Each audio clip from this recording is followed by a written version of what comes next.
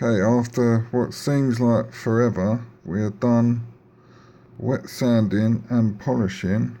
This is what we're left with.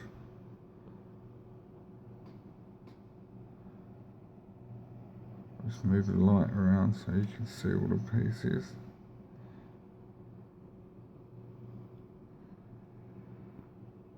There's a few parts with still a bit of compound stuck in the crevices, but I'll wash that out closer to the time. But you can see what we've got. Looking sexy.